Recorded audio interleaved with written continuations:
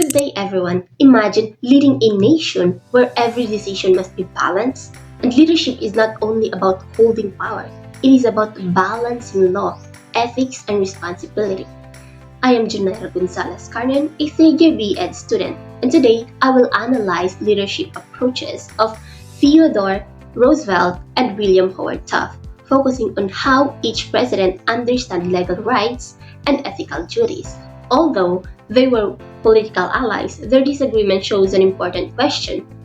Should leaders act boldly for public good or strictly follow legal limitation? So we have 6 questions. In ethical responsibilities, Roosevelt believed in stewardship presidency, meaning the president has the moral to act whenever the nation needs leadership, unless the Constitution clearly forbids it. For example, he supported major nation project and conservation programs because he believed government must actively improve society. And Roosevelt saw ethical responsibilities as serving people first, even if leadership requires expanding presidential power. In contrast, Taft followed a strict constructionist view. He believed ethical leadership requires discipline. A president must only exercise powers clearly granted by law. For example, Taft avoided using authority based on personal judgment and relied on legal authorization. Roosevelt emphasized moral action, while Taft emphasized constitutional restraint. The insight in here is that ethical responsibility can be either focused on outcomes like helping people quickly or on the processes like protecting democratic systems from misuse of power. Roosevelt often merged ethics with executive action. During national labor conflict, he intervened because he believed government should protect citizen welfare. He believed legality should serve justice and national interest. Taft approached leadership differently.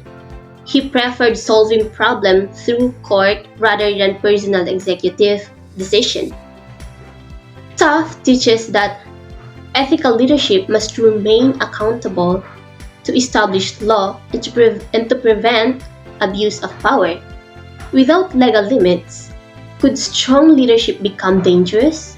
Roosevelt demonstrated more overconfident bias because he trusted his personal judgment strongly. He decided which corporations were beneficial or harmful based on his own evaluation. Confidence can inspire progress, but excessive confidence risks concentrating authority in one individual. Taft showed caution instead. He relied on investigation and legal procedures before acting. Sometimes, restraint requires more leadership courage than bold action. Roosevelt made an informal agreement with U.S. Steel, believing cooperation would benefit the company. However, the agreement had no legal foundation. Later, Taft filed an antitrust lawsuit against the company. Roosevelt prioritized ethical intention, while Taft prioritized legal consistency.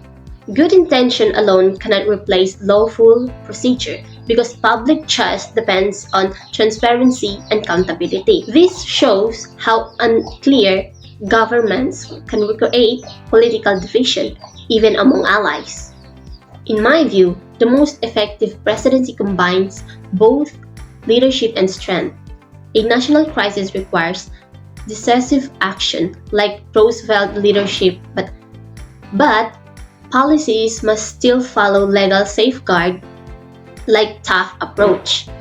Democracy survives when leadership balances initiative and limitation. Too much power risks authoritarian leadership. Too much caution risks ineffective governance. Therefore, ethical leadership requires both courage and restraint. A leader who is similar to Theodore Roosevelt is Franklin D. Roosevelt. He expanded government programs during national economic hardship to protect citizens and restore stability. Leaders who prioritize action can transform society, but in long-term success, it depends on maintaining constitutional legitimacy. This shows how leadership philosophy directly shapes political decision and national outcomes. To conclude, Roosevelt and Taft represent two essential leadership. Roosevelt shows the power of bold and ethical action. Taft shows the importance of legal discipline and institutional respect.